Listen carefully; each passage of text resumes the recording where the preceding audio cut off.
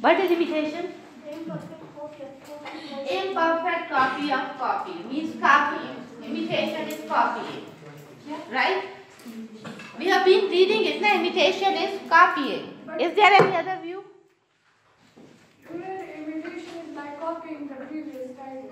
Again we had two views. She's right. One, we have been talking about that imitation is the mere copy of the copy. Imitation is the mere copy of the work of other people. The second, when these writers have been talking about, they were talking about that imitation is the copying the manner of the old writers. Right? That is copying. That is imitation. Here Longinus has a new concept of imitation. Right? He says that this thing can be achieved. The grandness of the conception can be achieved by imitation. But this imitation is not copying someone. It is not copy of someone's work. It is not copy of someone's manner. But it is something like when you are writing, you have to keep the writers in mind, the great writers in mind, but not in that way to copying their manner, but just to feel the spirit of those writings and those writers, spirit of those writings. What does it mean? You can write a line. By imitation, Longinus means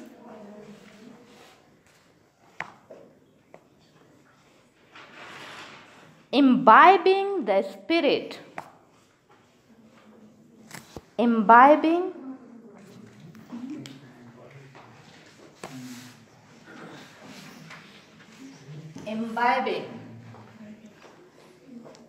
the spirit of the great writers of past.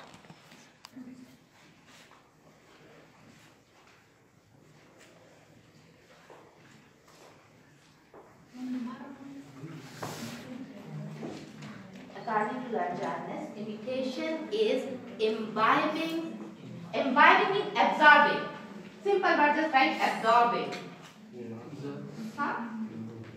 The spirit of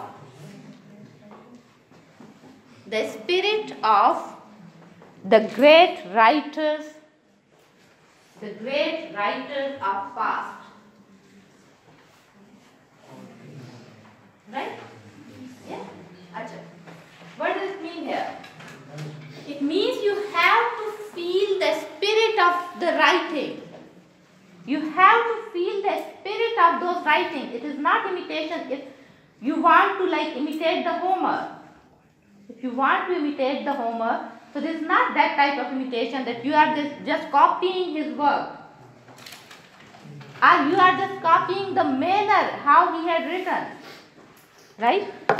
But what you are supposed to do, you have to go into the spirit of that writing. What he wanted to say there, how he had been writing, how he had written, you have to reach to that level.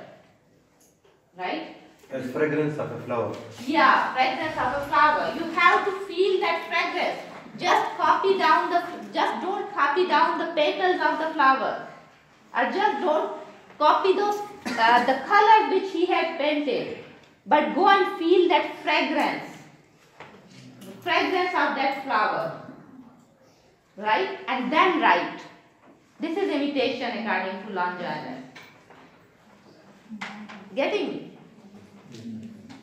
Now he said, he also tells that how we can do it. It's not easy task.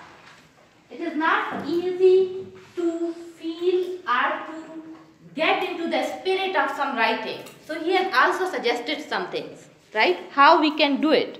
The first thing, what he said, the greatness of work. If you want to see that if we are imitating properly, right? If we are doing the great work, so the first very thing what we can do, if let's say the first point he says that if you are imitating Homer, Homer was a great poet of the big word. So he said, just imagine that Homer is sitting in front of you, right? If you'll go into the depth of the writing, why he was great, what is great in his writing, obviously you will find the spirit of his writings. Getting me?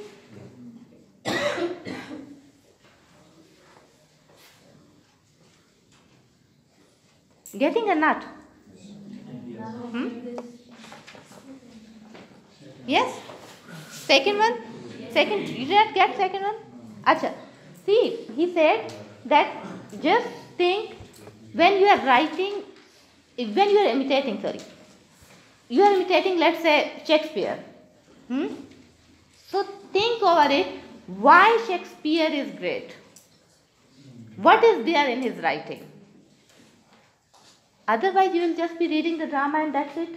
Then you will start imitating like how he has used the diction, how he had like used the light.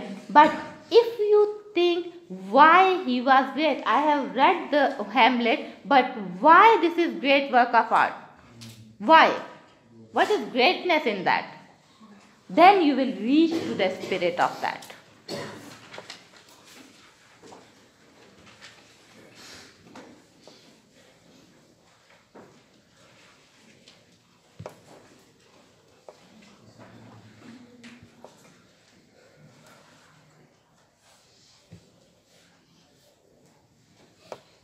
So fine. And the third what he said that when you start writing, just think how, whether it is Homer or whether it is Shakespeare, like whoever you are imitating, how that person would have written it.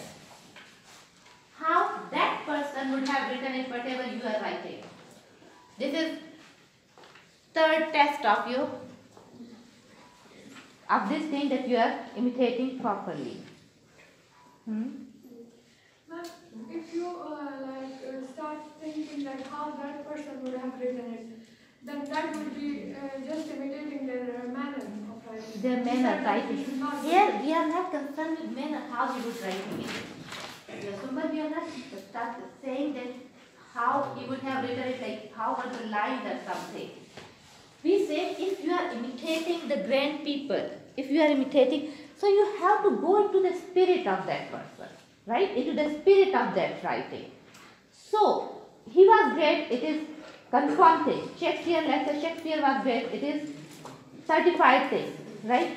Now the thing is when you will be writing and you will start thinking how he would have treated the subject. Let's say you are talking about jealousy. You are talking about jealousy. Then now you would have to see that how, if he was writing on jealousy, how he would have treated the subject. Getting it? It will make your conception more broad and you will go into the spirit of that thing, whatever he had written. It's not about the manner. It's not about the manner. Getting it? Fine? Is the thing clear? Three things. The first thing, you have to, what was the first thing? That person is sitting in front of you. See, the person, the writer, whether it is Homer, whether it's Shakespeare, whether it's Sophocles, whoever you are imitating, just think he is sitting in front of you. Second, what is second? Why they were great. Why, think over it, why they were great, why their work was great. And the third thing, Just think how that person can think write. that how he would have written that thing, whatever you are writing. Fine? Yes? So, in imitation, these are the 3 points which that person, what is his name, Longinus had given us. Right? Acha. This was about the imitation. And it was the which point? Third point. Are you in line with me? Yes. Fine. Which point was it? Imitation was which point? Third one. Now come to the fourth point. Fourth method rather. Fourth method.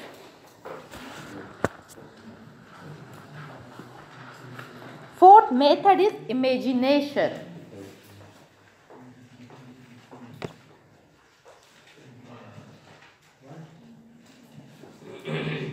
Imagination.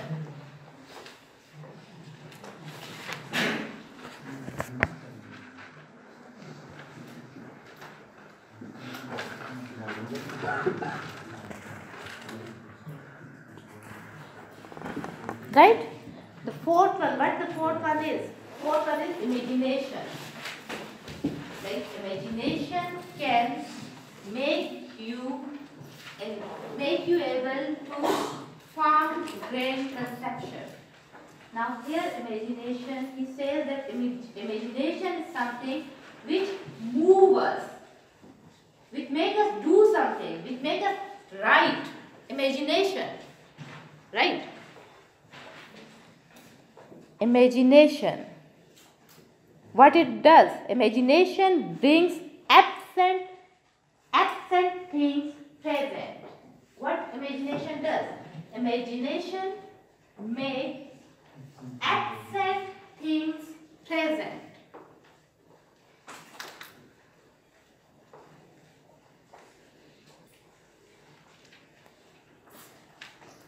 The writer can see the absent things through imagination.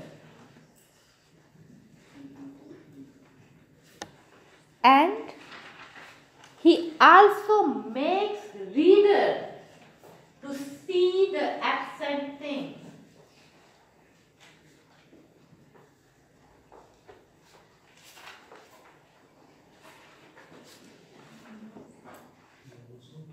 right?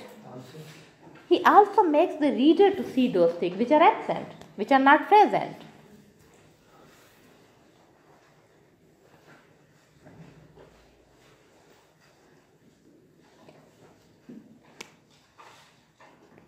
Got the thing? So what it does, if it is prose, verse, so what happens, like this imagination makes the things more clear, right? Through imagination, things become more clear in prose. If it is poetry, so what happens, that these imagination, they just amaze the reader, right? Getting it? In prose, they make the thing clear. In poetry, they amaze the reader. Clear? Yes? So this was the first point. We were discussing, as a whole, we were discussing the sources of subjectivity, right?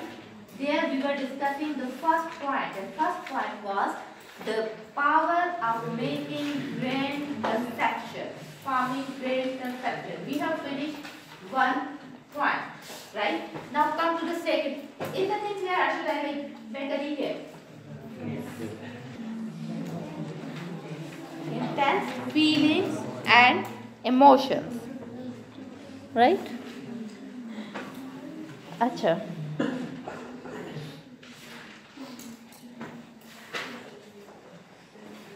Now here, without intense feeling and emotion, the writer cannot write Sublime, right, until he has intense feelings and emotion. And what has happened when we said about, like, first point, we said we get it through the imagination, the power of whatever, the power of making grand conception. We get it through the imagination now.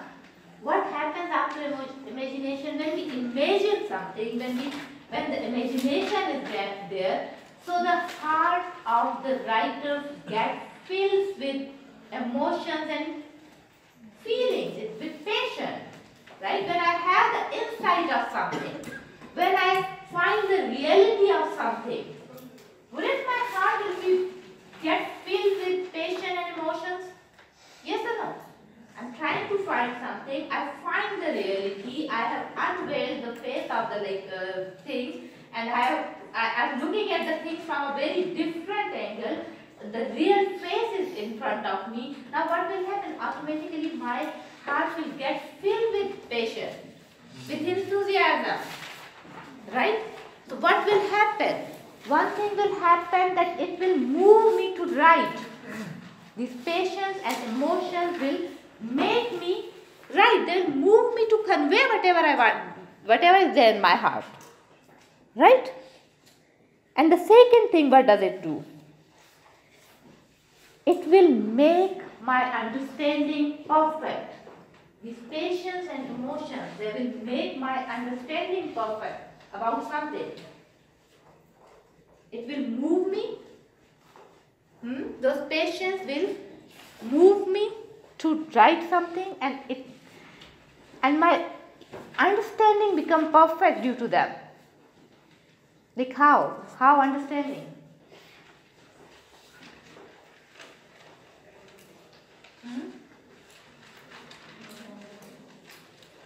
How understanding? Because we'll go deep into something. We will go deep into something. For example, let's take the example of Shakespeare Othello. Othello is about the jealousy, right? The main theme in the Othello, the drama Othello, was jealousy, right? He just killed his wife due to the jealousy. Now the thing is, until I will not feel the passion of jealousy at that level, on which level Othello was feeling, I will not be able to write the Othello. Right? Shakespeare would have felt the same jealousy which the Othello had been feeling, and then he had created Othello. The same very thing which I told you. If a writer does not cry while he is writing, he cannot make the audience cry. The reader will not cry if he himself has not cried. Means if he himself have not felt the same emotion, he cannot make his creation great. He cannot make his character convincing. Getting it? So the same very thing, it will give a perfect understanding. When Shakespeare would have felt the Othello, he would have felt the same jealousy as the Othello had. So it would have given him a perfect understanding of this very passion. Right? And then he had become able to create such a great character of Othello. Getting it? Yes? Karavya. Sure. Is the point clear? Then come to the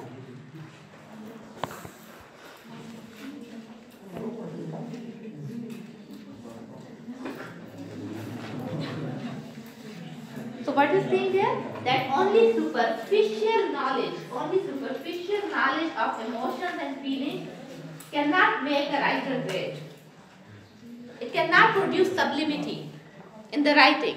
Superficial knowledge cannot produce sublime. Right? There should be deep knowledge. Fiction.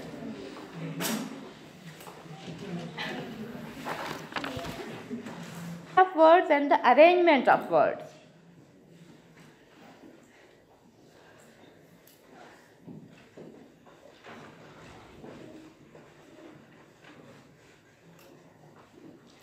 What Longinus says? Longinus says that words are the light of thought. According to Longinus, words are the light of thought.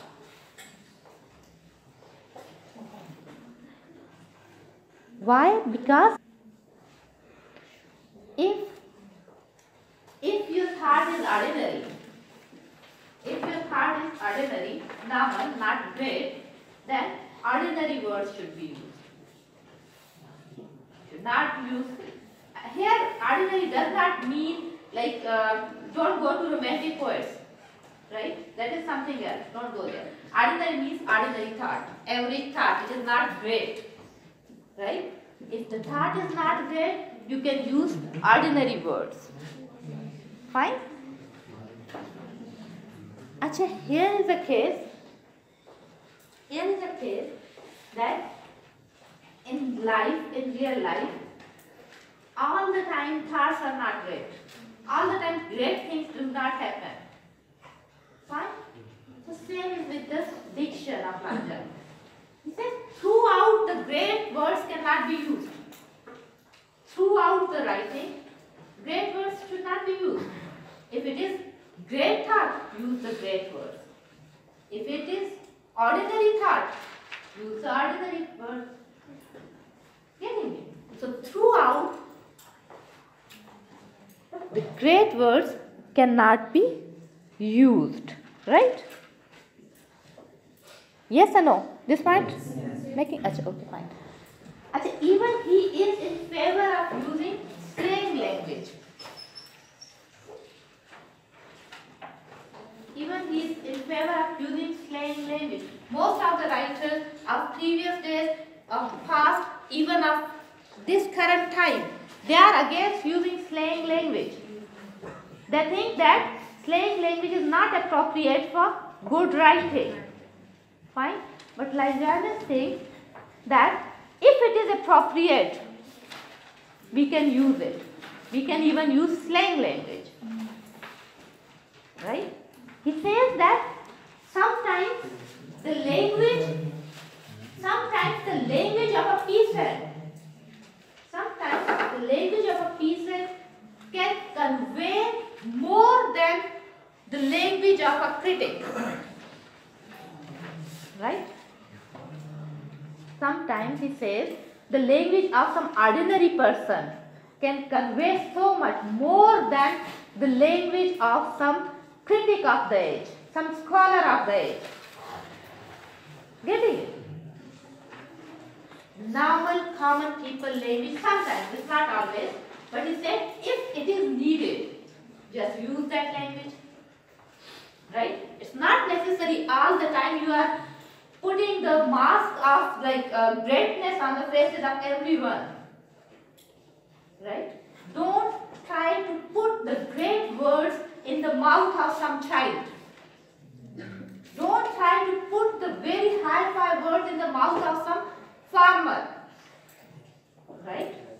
If they are talking and they are giving some normal, ordinary opinion, just write them down in the same language as they people do. Getting me? Yes or no? Yes. So diction, according to him, it can be sometimes great, it can be ordinary. It should be appropriate, right?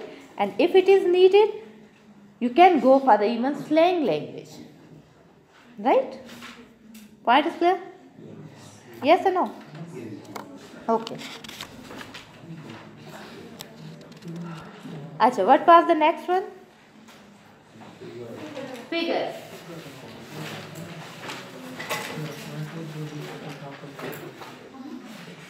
Figures.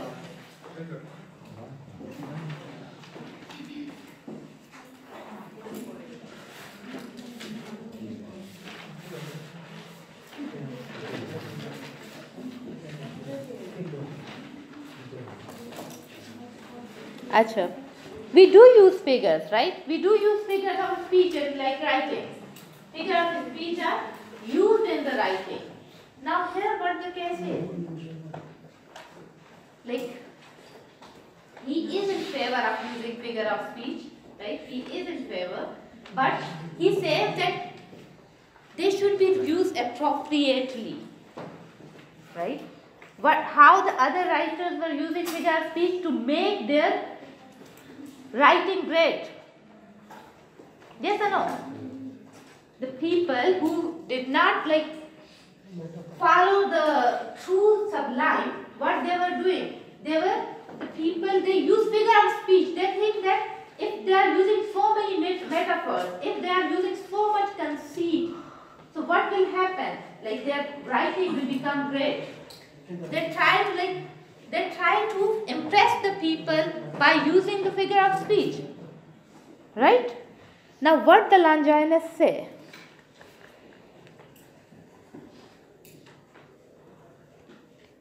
He says that figure of speech can help only when sublimity is already there. Figure of speech can help only if sublimity or sublime is already there. Right? It's not something that by only using the figure of speech you can make your writing very hi-fi. You can make your writing very sublime only by using figure of speech. No.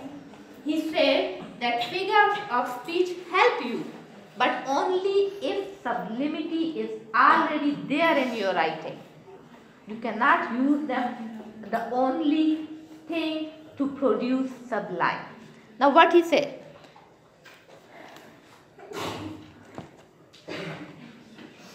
He's talking about how can we use the figure of speech, right? The first point he says that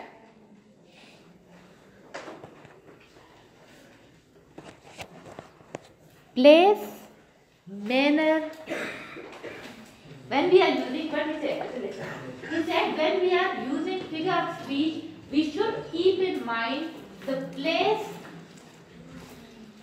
While using figure of speech, we should keep in mind that where we are using. We should keep in mind the place, the manner, the occasion, and the purpose. When we are using figure of speech, he said we should keep in mind the place, the manner, the occasion, the purpose, right? That why we are using it. Why we are using. Right? If we use them on wrong place, so sometimes they have the opposite effect. We will ruin the charm of our writing. Right? We will destroy it. So we should use them appropriately by looking at the place where we are using them, what is the purpose of it, what is the occasion, and how we are using them. Getting me? Yeah. Figure of speech should be used properly. You want to write or you want to understand? Right? He said that figures of speech should be used properly, right? When you are using it, you should keep in mind the place, the manner, the occasion, and the purpose of using them.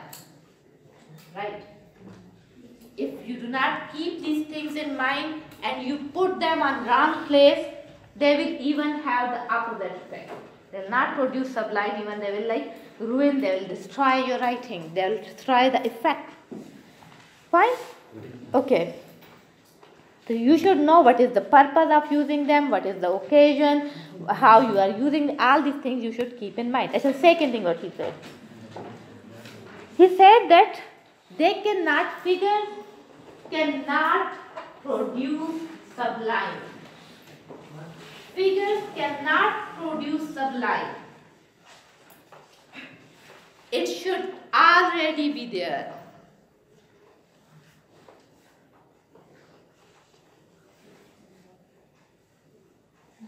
Means patience and emotions should be there.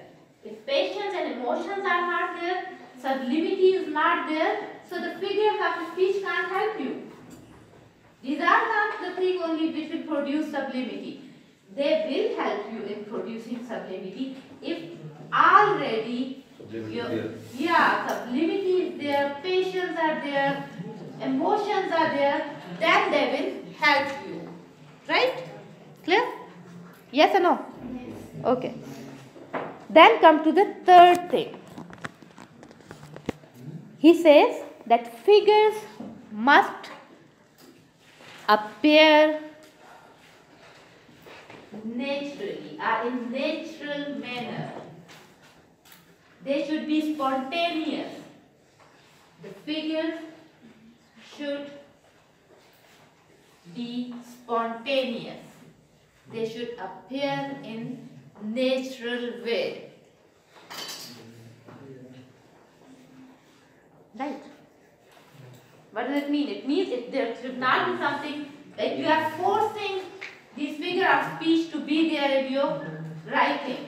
You have decided there should be figure of speech, you are just putting it mechanically. Right? It should not be mechanical process. If you are using figure of speech, it should be spontaneous. They should come naturally into your writing. You are writing, they should come to it. You should not force them into your writing. Right? Getting me? Okay. Achha, so these are about the figures. Clear now? Everyone? Achha. Then what was the last one? What was the last one? Composition. Good. Achha ji.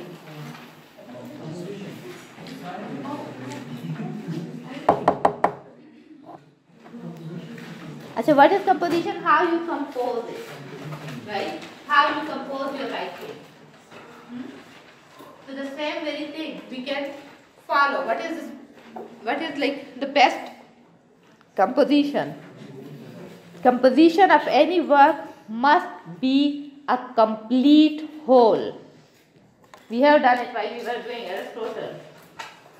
It must be a complete whole with organic unity. It should be complete whole with organic unity. Nothing superfluous. Nothing superfluous and nothing wanting. Nothing superfluous and nothing wanting. It must be complete whole with organic unity, with nothing superfluous and nothing wanting. Wanting. Like there should be nothing that you will be feeling that okay, that thing is missing. There should be something. There should nothing be like this. There should be nothing. In simple words, it should be complete in itself. The writing should be complete in itself. There should be organic unity. Right? There should be nothing superfluous. Superfluous means nothing extra should be there. There should not be something which you will be feeling this is extra. If we remove it, the writing will be fine. No. And there will be nothing wanting. Means there should be no point that you will be thinking, okay, this thing is missing. Right? So it should be an organic whole. It should have each and everything into it. It should be complete in itself. Right? Achha. Everything must be necessary. Everything must be necessary and in right place.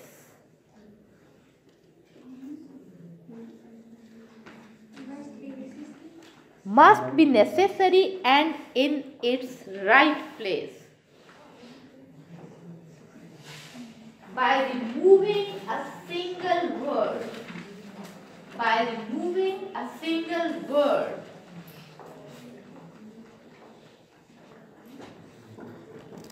The total effect will be destroyed. The total effect will be destroyed. Right? By removing a single word from its place, the whole complete effect will be destroyed. Right? Achha. What the Longinus said, he had given the example of living organism. Writing should be like a living organism with different parts. Living organism with different parts. See, living organism has different parts and every part is fixed in its own place. If we remove one part, what happens? The thing is not complete. Right? It's not something we will remove one part and then we will adjust it again. We can't. We have destroyed the living organism. If we remove the leg of some monkey, can we fit it again the same way? No. Not at all. We have destroyed the life of the monkey. Getting it? He said this thing should be there. If you remove one part and even a single word from the writing, the whole effect is destroyed. It's not that again you will put it over there. Right? He said it should not be mechanical. Mechanical means in machine. What we do? Machine, we can remove one part and after that we again fix it. And then nothing happens to the machine. Machine is fine. Fine. But we cannot do it like with living organism.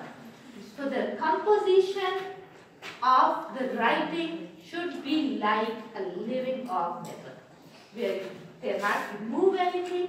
If you remove, then the whole thing will be destroyed. Even you cannot add anything. Can you add a third eye of the forehead of monkey? No. Got it? So there should be nothing extra. There should be nothing wanting. Is the point clear? So we are done with it. We are done with the sources of the